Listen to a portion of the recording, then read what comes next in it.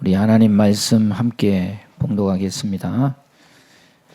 마태복음 6장 11절부터 15절까지 말씀입니다. 우리 다 함께 한 목소리로 봉독하겠습니다.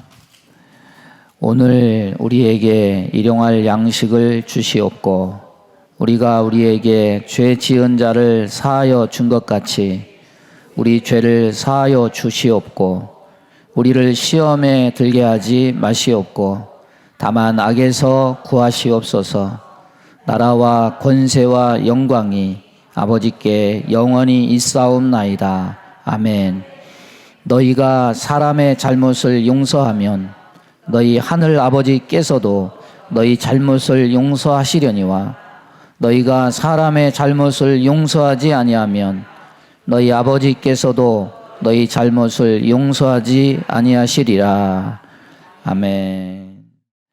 나라도 교회도 우리 가정도 나 자신도 이렇게 살아있고 하나님께 예배를 할 수 있습니다. 온전히 하나님께만 영광 돌리는 저와 여러분 되기 바랍니다. 봉독한 말씀 가지고 죄 기도문 이런 제목으로 말씀 증거하겠습니다. 하나님 사랑은 에베소서 3장을 보면 넓이와 길이와 높이와 깊이를 측량할 수 없다. 이렇게 우리에게 전합니다. 그런데 여러분, 하나님 사랑뿐이겠습니까? 하나님 말씀도 이와 같습니다. 하나님 말씀의 깊이와 넓이와 길이와 높이, 아무리 하나님 말씀을 많이 읽고 묵상하고 씹어도 그 은혜는 다함이 없고 측량할 수가 없습니다. 신앙생활하면서 평생 제일 많이 반복하는 것 여러 가지가 있겠지만은 그 중에 꼽자면 아마도 대표적인 게 사도신경 주기도문 아닐까 싶습니다. 암송하기 때문에 속으로 그 정도쯤이야 나도 알아요 이렇게 생각들을 하실 겁니다. 그런데 곰곰이 잘 생각해 보십시오. 암송한다고 해서 그것을 잘 아는 것은 아니라는 거죠. 암송은 처음부터 끝까지 내용을 그냥 숙지하고 있을 뿐이지 암송한다고 해서 그 내용을 깊이 아냐? 그것은 또 아니에요. 깊이를 알려면 암송을 멈추고 말씀을 깊이 붙잡고 묵상해야만 나오는 결과지 백날 앵무새처럼 빨리빨리 생각도 없이 그렇게 반복해서 절대로 말씀의 깊이를 그 뜻을 우리가 알 수 없습니다. 그래서 대부분요 암송은 되는데 요약은 못해. 예? 암송을 멈추고 깊이 묵상해 본 적이 없거든요. 그러니까 뭘 믿는가 이것에 대한 내용을 담고 있는 사도신경을 암송하기는 하는데 질문을 해서 당신은 뭘 믿습니까? 이러면 꿀먹은 벙어리가 되고, 예? 뭘 기도해야 되는지의 내용을 담고 있는 주기도문을 암송하고는 있어도 기도 어떻게 해야 돼요? 물으면은 아무 말도 못하고 말문이 막혀버려요. 이게 다 무슨 이유 때문입니까? 빨리빨리 암송만 하고 묵상하지 않아서 생긴 결과예요. 잠깐 멈추고 생각을 하고 곱씹어 보면 누구나 다 요약이 될 텐데 어려운 것도 아닌데 그러다 보니까 분명 한두 해 교회 다닌 게 아님에도 불구하고 10년, 20년 믿어도 대답을 못해. 초보적인 신앙 지식에서 벗어나지 못하는 거죠. 오늘 주보 사이에 끼워 놓은 약간 심오한 질문과 대답이 있죠. 이 질문은요, 어떻게 나온 거냐면, 우리 동원이가 사주 군사훈련 받고 있는데, 주일날 되니까 기독교 신앙에 대해서 잘 모르는 어떤 동료가 자기는 기독교의 이런 점이 마음에 안 든다. 하나님, 이런 하나님 나는 이해할 수 없다. 그리고 질문을 했대요. 갑자기 그렇게 질문을 하니까 자기 동료가 이런 질문했는데 내가 이걸 어떻게 대답해야 될지 모르겠다고 알려줘가지고 제가 카톡으로 몇 자 적어 보낸 게 우리가 사모가 이걸 보더니 우리 유초등부 학생들에게도 이걸 보여줬으면 좋겠다. 그래서 제가 내용을 더 정리하고 덧붙인 겁니다. 제가 어렸을 때 초등학교를 국민학교라고 부른 그 시절에 우리는 요즘은 수학을 배운다 하죠. 우리 때는 산수를 배웠죠. 요즘 아이들은 수준이 높아져가지고 수학을 배워요. 그런데 아이들이 지식 수준만 높아진 게 아닙니다. 이 하나님을 생각하는 수준이 우리 어릴 적과 다르게 굉장히 심오하고 높습니다. 여기 우리 아이들 나와서 찬양했는데 얘네들이 키는 작고 그래도 수준은 아주 높아요. 아멘을 크게 해주시면 오늘 여름성경학과 대박이 터질 것 같아요. 그래서 여러분도 한번 보시면 좋겠다 싶어서 제가 일부러 출력해서 주보에 넣었습니다. 한번 보시기 바랍니다. 여러분, 예수님이 가르쳐 주신 주기도문은 뭘 기도하라고 가르쳐 주신 걸까요?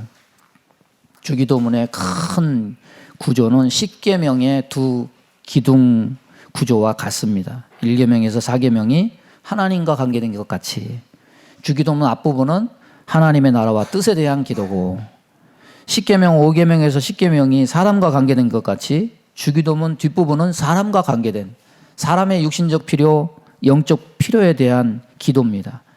특별히 오늘 우리가 읽은 주기도문은 앞부분이 없어요. 어디만 지금 읽었느냐? 주시옵고 주시옵고 인간의 필요를 구하는 기도 부분입니다. 일용할 양식을 구하는 육신적 필요를 구하는 기도 외에 나머지는 전부 영적인 부분에서 필요를 위한 기도인데, 이게 전부 무엇에 대한 기도냐? 죄와 관계된 기도입니다. 주님이 우리에게 기도를 가르쳐 주실 때 우리가 이 세상에서 살아가는 동안에 가장 필요한 것은 죄에서 보호받는 것임을 말씀해 주시는 것이구나. 주기도문에서 인간의 필요를 구하는 가장 핵심 주제가 바로 죄의 문제구나. 그런 의미에서 보자면 주기도문이 사실은 죄 기도문이구나. 그래서 오늘 제가 제목을 죄 기도문이라고 적은 거예요. 여러분에게 항상 필요한 게 뭡니까? 양식의 문제입니까? 영적인 문제입니까? 그런데 영적인 문제 중에서도 과연 내게 가장 시급하고 필요한 것이 죄에 대한 문제를 처리하는 것이라는 것을 여러분 생각해 본 적이 있습니까? 신앙생활 20년, 30년 계속되고 있는데 죄의 처리가 우리의 삶 속에서, 신앙생활 속에서 이루어지고 있습니까? 예수님이 말세 성도들을 향해서 경고하신 말씀이 누가복음 21장에 있습니다. 너희는 스스로 조심하라. 그렇지 않으면 방탕함과 술 취함과 생활의 염려로 마음이 둔하여지고 뜻밖의 그날이 덕과 같이 너희에게 임하리라. 여러분, 방탕함과 술 취함은요, 어쩌면 잘 되고 부유한 삶 속에서 나오는 결과입니다. 생활의 염려는 전쟁, 기근, 전염병 등으로 결핍과 부족함, 쪼들린 삶에서 나오는 결과입니다. 신앙생활이 잘 유지되고 잘 유지되지 않고는 우리의 신앙이 부유하고 가난하고 이것과 관계없는 거예요. 노아의 때와 같은 말세에 멸망당할 사람은 어느 한편이 아니에요. 이 두 가지 상황 모두에서 나오게 됨을 말씀하고 있는 겁니다. 어떤 자는 부유해서 눈이 멀어버렸어요.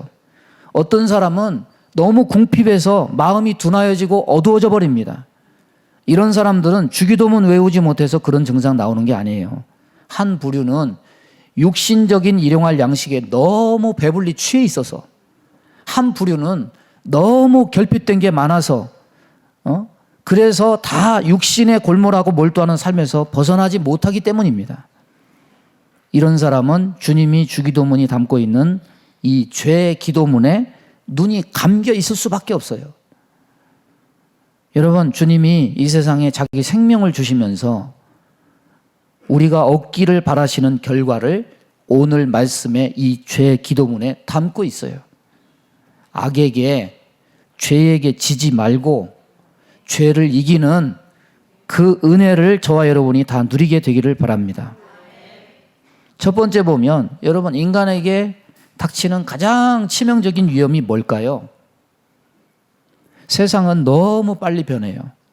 그래서 이 변한 세상 속에 상황을 타개하기 위해서 막 관심을 갖고 사람들이 머리를 싸매고 전심전력 투구를 하고 골몰합니다. 고군분투하는 삶을 삽니다. 이렇게 너무 빠른 세상에 육신적인 삶에 적응하려고 애쓰다 보면 있기 쉬운 게 뭐냐면 하나님이 보시는 관점이에요. 하나님이 보시기에 내게 가장 필요한 것이 뭔지, 가장 큰 치명적인 위험이 무엇인지 우리는 이런 관점을 놓치기 쉽습니다. 성경은 우리가 놓치는 이런 관점들을 지속적으로 상기시키고 기억시켜서 진리의 말씀으로 바른 길을 가게 합니다. 성경은 사실은 육신적인 고민보다 영적으로 우리에게 가장 치명적인 약점이 무엇인지를 지속적으로 꼬집어요. 인간의 모든 불행의 원인은 뭐냐? 바로 죄 때문이다. 죄에 기인한 것이다. 죄의 습성, 죄의 유전, 작금의 현실에도 죄의 지배와 영향력에 눌려 사는 이것이 하나님이 보시기에 인간의 가장 큰 불행의 원인이자 치명적인 위험이고 치명적인 위협이에요. 우리는 사실 뭐에 더 눈이 갑니까? 일용할 양식을 주옵시고 여기에 더 눈이 가요. 그런데 하나님은 인간의 불행 원인, 지금도 위험하고 위협적인 죄의 해결에 더 마음을 하나님은 두십니다. 육신의 양식의 해결을 하나님이 들어주시지 않거나 관심이 없으신 것은 아니에요. 왜냐하면 오늘 말씀에도 먼저 일용할 양식을 말하고 있지 않습니까? 그러나 육신에만 거주하면 하나님의 이 음성이 뜬구름같이 들릴 겁니다. 아니, 내가 지금 뭐 때문에 힘들어 하시는지 하나님 다 아시면서 왜 하나님은 나의 기도 응답도 안 하고 하나님은 왜 내 기도 안 들어줘? 이런 생각이 있을 거예요. 그러나 하나님 보시기에 영적 일에 대한 관심이나 염두가 없이 육신의 일에만 골몰해서 거기서 헤어나오지 못하는 그 상태를 하나님은 더 안타까워하시면서 위험스럽게 바라보실 겁니다. 여러분, 현실을 타개하고 현실을 극복하고 무병장수하고 이거 다 우리가 보편적으로 근본적으로 우리 인간이면 다 원하는 겁니다. 그러나 복음의 목적은 이 세상에서 잘 먹고 잘 사는 것만이 아니에요. 세상을 창조하시고 사람을 만드신 그분이 우리에게 원하시는 것은 우리가 이 세상을 살 때 죄의 문제를 극복하며 사는 겁니다. 우리는 현실 보호에 모든 관심이 집중되어 있지만은 하나님은 죄에서의 구원과 보호에 더 적극적으로 큰 관심을 가지고 계십니다. 여러분, 이 죄 기도문은요, 인간이 가진 세 가지 무능, 치명적인 결함을 우리에게 암시해 줍니다. 우리 죄를 사하여 주옵시고, 자기가 지은 죄를요, 자기가 해결할 능력이 없어요. 죄사함의 능력이 우리 안에 없어요. 우리를 시험에 들게 하지 마옵시고, 앞으로 인생 가운데 전개될 어디서 튀어나올지 모르는 죄의 유혹을 우리가 이길 능력이 없습니다. 무능합니다. 오히려 우리는요, 죄와 세상을 더 좋아합니다. 그리고 오히려 행할 수 있는 능력도 없습니다. 악에서 구하옵소서. 사단마귀를 저와 여러분이 이겨요? 말도 안 되는 소리죠. 우리는 능력이 없어요. 여러분, 지은 죄를 씻을 능력도 없고 미래에 우리 앞에 놓일 죄를 이길 수도 없고 우리를 유혹하는 존재 사탄을 이길 수도 없어요. 이것이 뭐냐? 인간의 세 가지 무능입니다. 하나님 보시기에 우리의 무능은 전쟁, 기근, 전염병 앞에 놓인 게 아니라 지은 죄, 지을 죄, 사탄 앞에 우리는 아무것도 할 수 없는 무능한 사람들이에요. 전적 무능은요, 전적 타락의 결과를 낳습니다. 하나님은 이 세 가지 무능을 뭘로 보시느냐? 너 그거 위험해. 진짜 치명적인 거야. 너 그러다 죽어. 하나님은 그것으로 보시는 겁니다. 여러분은 은혜 받았다는 증거를 뭘로 여러분이 느낍니까? 오늘 목사님 말씀 듣고 보니까 내가 잘못 산 것 같아. 다음 주에는 그렇게 살지 말아야지. 내가 이렇게 해야지. 내가 죄짓지 말아야지. 내가 말씀대로 살아야지. 여러분 안에 이런 다짐, 도덕적인 목소리가 그 증거라고 생각하십니까? 여러분 안에 도덕적 뉘우침과 깨우침과 음성대로 우리가 죄를 극복할 수 있다면 아마도 베드로의 충성 맹세는 정말로 은혜의 증거예요. 진짜 충성해요. 그의 배반은 애초부터 예상될 수 없는 일입니다. 베드로가 뭐라고 말합니까? 모두 주를 버릴지라도 나는 결단코 주를 버리지 않겠습니다. 내가 주와 함께 죽을지언정 절대로 나는 주를 부인하지 않겠습니다. 주님 앞에 철석같이 결단하고 각오를 다졌는데 물거품이 됐어요. 다 굴기 전 3번 주님을 부인하고 맙니다. 여러분, 말씀을요, 도덕으로 받으면 자기 자신의 의에 기대게 되고 자기 자신을 믿어요. 내가 이렇게 해야지. 내가 이렇게 살아야지. 여러분, 우리는 왜 예수님만 믿는다고 말은 그렇게 해놓고 말씀 듣고는 왜 자기 자신의 도덕성을 믿는 것으로 회귀해서 돌아갑니까? 베드로가 배반한 건요, 제자들이 다 예수님 배반하고 도망간 건 그 사람들이 특별히 나쁜 사람이라서 그런 것이 아닙니다. 죄 극복의 근원을 잘못 두었기 때문이에요. 죄를 이길 수 없고 의를 행할 수 없는 자기 자신에 뒀기 때문입니다. 나로부터 출발하는 죄이김, 의는 그래서 깨질 수밖에 없어요. 그래서 우리 역시 다짐과는 다르게 우리는 늘 주님을 너무 자주 배반해. 인간은 죄에 끌리는 자기 자신을 부정할 수 없습니다.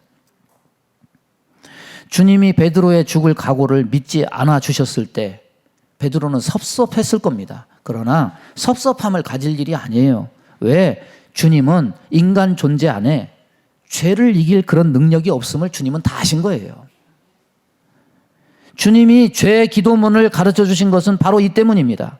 죄를 씻는 것도 물론이지만 죄를 이기는 것도 인간의 의나 다짐으로 될 일이 아니에요. 인간의 일이 될 수 없습니다. 의를 행하는 것 내 능력으로 되는 게 아니에요. 주님이 이 세상에 오신 것은 왜 오셨습니까? 죄 가운데 죽어가는 이들에게 죄를 이기고 하나님 안에 있는 의를 행할 능력을 주어서 우리를 죽음에서 생명으로 이끌기 위해서 오신 겁니다. 자기 자신을 신뢰하면 안 돼요. 설교 듣고 도덕적으로 사는 자가 되겠다고 다짐하지 마세요. 이 말을 오해하지는 마세요. 도덕적으로 사는 것이나 다짐이 나쁘다는 게 아닙니다. 내 자신이 죄를 이길 수 있는 능력도 없고 의를 행할 수 있는 능력도 없음을 인지하지 못하고 있음이 문제임을 지적하는 거예요. 우리는요, 좀 더 착한 사람 되기 위해서 예수 믿는 거 아니에요. 많은 사람들이 착각하며 삽니다. 아, 나는 그래도 세상에 있는 사람보다 좀 낫지 않아? 그렇게 스스로 위안하며 살아가요. 아니에요. 다르지 않습니다. 똑같습니다. 아니, 어떤 면에서는 더 교활하고 강교할 수가 있습니다. 우리는 다 하나님 앞에 죄인일 뿐입니다. 그래서 우리는 스스로 존재할 수 없고 예수님이 절대적으로 필요합니다. 공기와 밥 이상으로 우리에게 없어서는 안 돼요. 우리가 다짐을 잘해서 죄를 극복하고 다짐을 잘 못해서 죄를 짓는 게 아니에요. 죄를 씻고 죄를 이기고 사탄을 이긴 능력 자체가 인간에게는 없어요. 죄를 극복하는 비결은 오직 예수 그리스도에게만 있다. 그리스도의 보혈이 죄를 씻어줍니다. 그리스도가 보내신 은혜의 성령이 도사리고 있는 죄의 유혹을 소멸케 합니다. 예수 이름의 권세만이 사탄 마귀를 이기는 능력이 됩니다. 사정이 이런데 왜 죄의 극복을 나 자신의 도덕성과 의지에 연결할 수가 있습니까? 안 돼요. 죄 극복은요, 인간 도덕성에서 나오는 게 절대 아니에요. 오직 그리스도 안에서 나오는 것이다. 제가 선창을 하면 여러분은 주기도문을 하시면 돼요. 예를 들어서 그리스도의 보혈로 그러면 여러분은 우리 죄를 사하여 주옵시고, 사하여 주옵시고 다음에 뭐예요? 시험에 들게 하지 마옵시고, 그 다음이 뭡니까? 악에서 구하옵소서. 한번 해보세요. 우리를 죄에서 사하여 주옵시고, 그냥 짧게, 자, 죄에서 사하여 주옵시고, 시험에 들지 말게 하옵시고, 악에서 구하옵소서. 할 수 있죠? 요 세 가지는 간단하니까 제가 선창하면 여러분은 그것을 해요. 자, 그리스도의 보혈로, 아이씨, 시험이 왜 나와? 죄를 사하여 주옵시고. 예? 금방 하다가 또 금방 못해. 다시, 그리스도의 보혈로, 여기서 헷갈리게 하니까 나도 헷갈렸어요. 다시. 그리스도의 보혈로, 성령의 능력으로,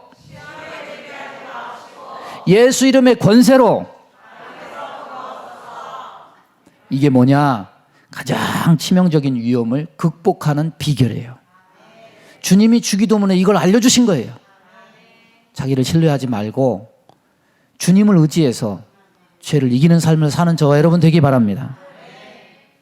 두 번째는요, 주기도문 읽다 보면은, 암송하다 보면 나를 참 난처하게 곤란하게 좀 뒷공무니가 뒤통수가 좀 땡기기에 이렇게 만드는 내용이 있죠.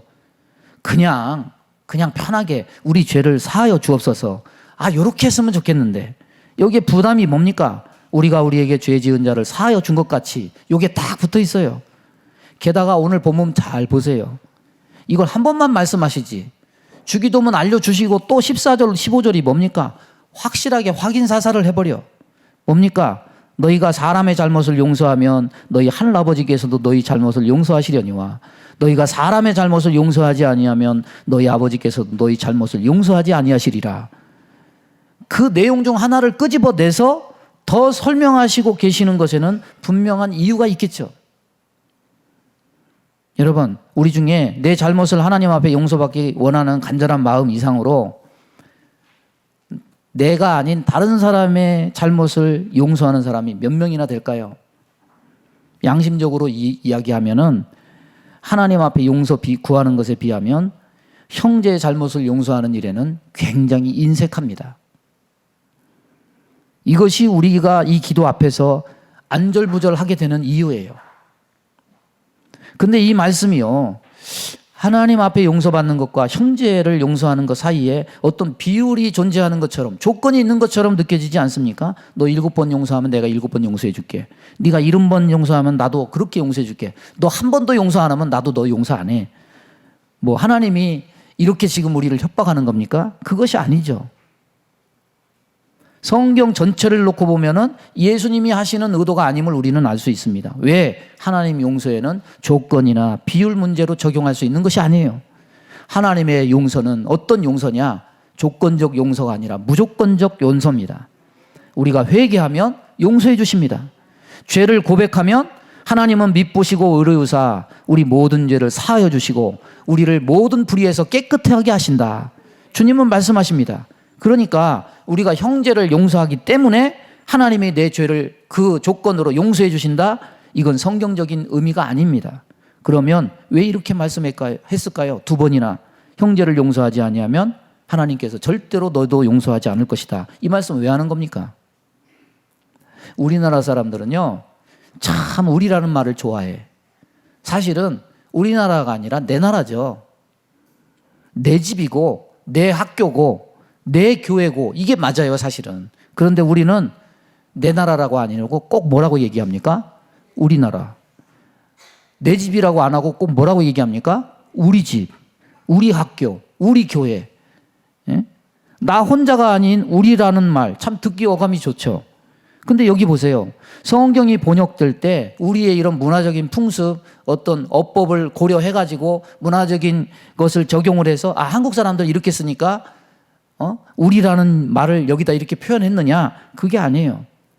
여기는 단수가 아니라 우리가 내가 아니라 복수의 우리라고 할 때 말하는 그 우리를 여기 성경에서 다 우리라고 얘기하고 있는 거예요. 근데 여기에 아주 중요한 내용이 있습니다. 죄를 용서하는 것도, 죄를 사함받는 것에도 이 모든 것을 다 우리라고 말하는 것은 이유가 있습니다.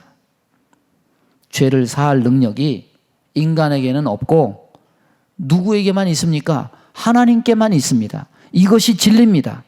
그래서 너와 나는 죄인이고 너와 내가 함께 그리스도 앞에 나가야만 죄를 사함 받을 수 있고 우리 모두는 자기 자신에게 죄를 사할 능력이 있음을 믿지 않기 때문에 또한 남을 용서하는 것도 내가 용서하는 것이 아니라 주님, 저 사람이 몰라서 저러니 용서해 주세요.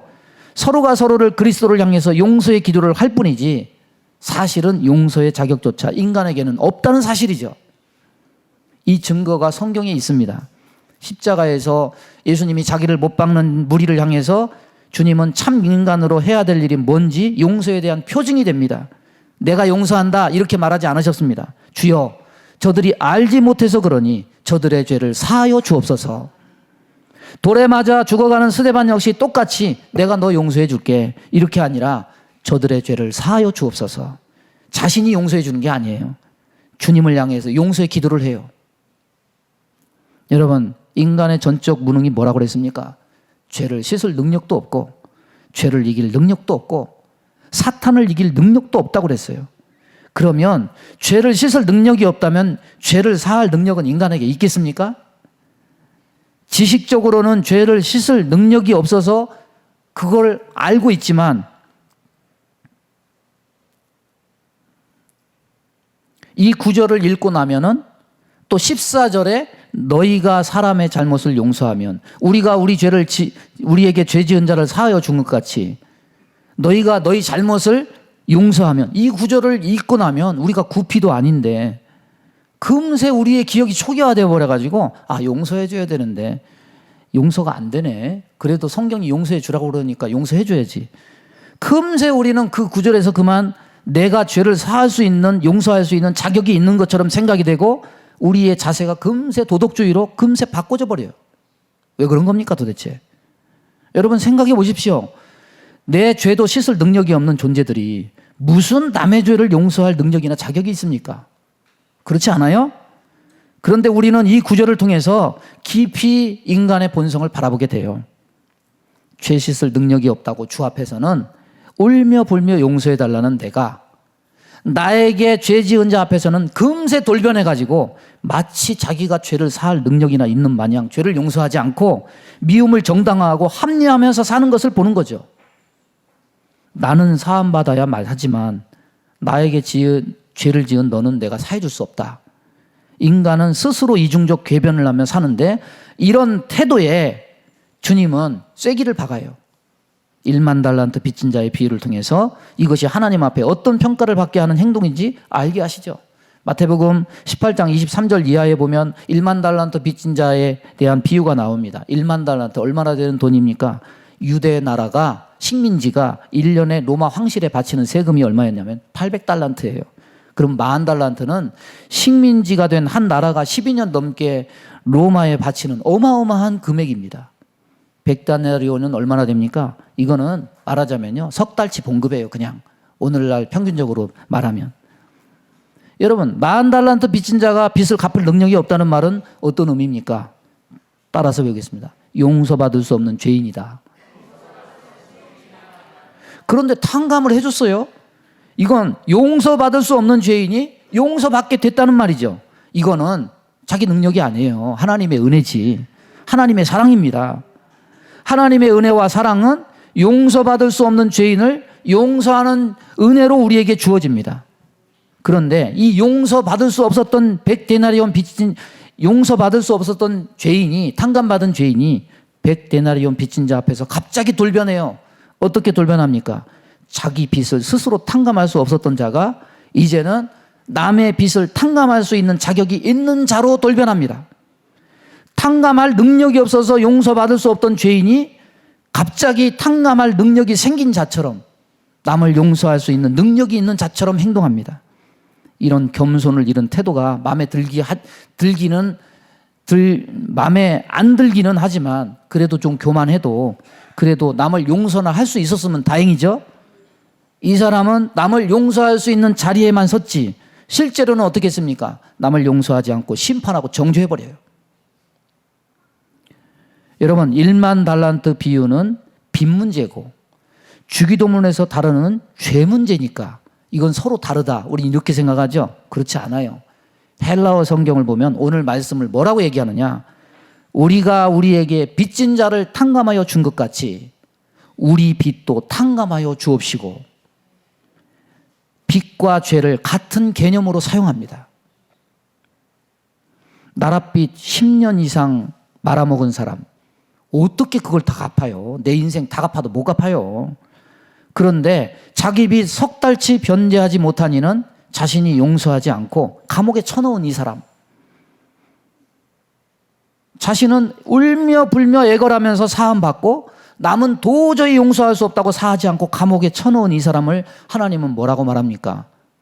그래, 네 입장이 좀 이해가 간다, 이렇게 말하지 않아요. 마태복음 18장 32절 보면 뭐라고 얘기하느냐? 악한 종이다.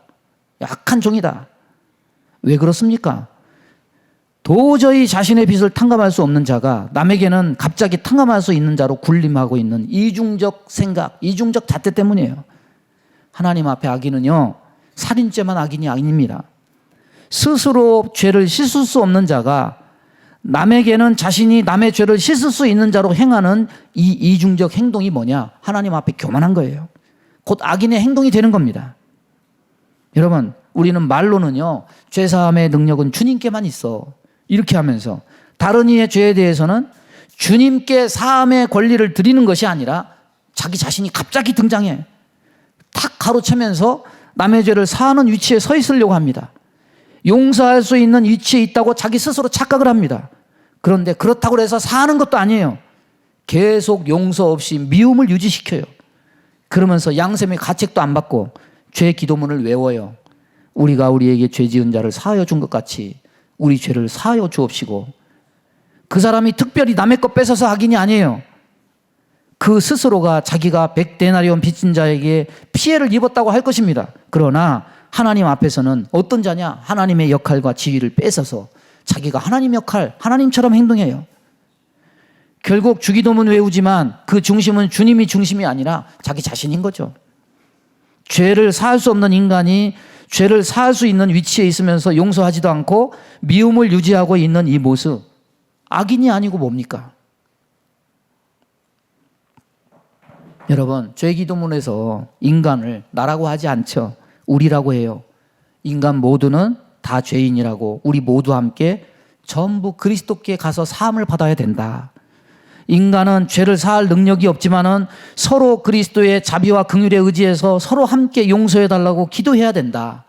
그런데 죄 기도문은 달달 외우면서 삶에서는 함께 죄사함 받는 우리가 아니라 나만 드러나. 내가 죄를 이기려고 하고 내가 죄를 사하려고 하고, 죄를 이길 능력이 없는 인간이 죄를 이기려고 용을 쓰고, 죄를 사할 능력이 없는 인간이 마치 자신이 죄를 사할 능력이 있는 양 남의 죄를 사하지 않고 미움을 유지시키고 있어요. 그러니 죄를 극복하기 위해서 죄 기도문을 외우면서 우리는 또 하나의 죄를 추가하고 있는 거예요. 이거는 이 기도를 알려주신 주님의 의도가 아닙니다. 여러분, 말씀을 정리합니다. 우리는 알아야 돼요. 첫째로 뭘 알아야 되느냐? 뭘 정확하게 알아야 되느냐? 죄는 내가 씻고 이기는 게 아니에요. 죄를 씻고 이기게 하는 권리와 주체와 능력은 오직 누구에게 있습니까? 주님께 있다.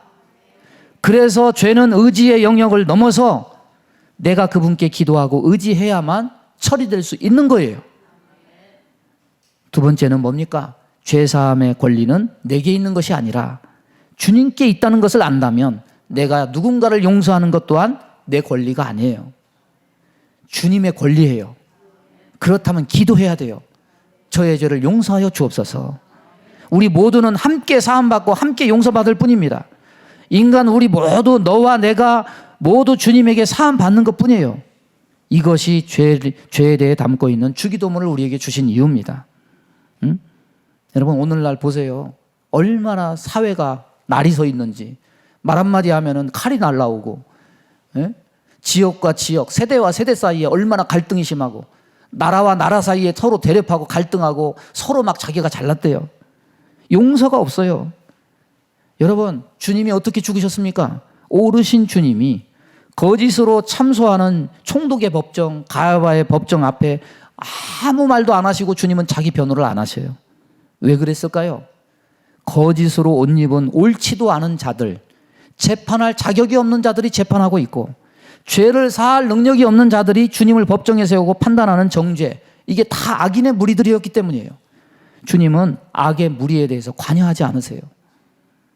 여러분, 주님이 우리에게 구원을 왜 주셨습니까? 우리는 왜 살고 있습니까? 그냥 하루하루 살면서 내 육신이나 보존하고 이게 아니에요. 죄사함 받고 죄를 이기고 하나님이 주시는 은혜와 사랑을 회복하라고 간절한 마음을 담아서 주님은 이 기도를 알려주신 겁니다. 이렇게 행하는 저와 여러분 되기를 주님의 이름으로 축원합니다. 기도하겠습니다. 하나님 아버지, 오늘도 주의 말씀 주셔서 감사합니다. 죄를 극복하고 이기고 그 능력이 내게 있지 않고 주님에게 있음을 믿습니다. 하나님, 우리에게 모두 이 죄사함과 죄이김과 사단을 이기는 능력과 은혜를 허락해 주시고, 우리에게 주시는 하나님의 말씀을 받아 용서의 기도를 하고 하나님의 사함받는 우리 모두가 되게 인도해 주옵소서.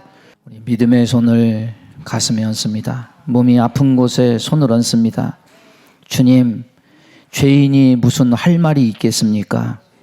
죄인이 어떻게 죄를 이길 수 있겠습니까? 이것이 우리의 불행의 원인이요, 이것이 우리의 처참함입니다.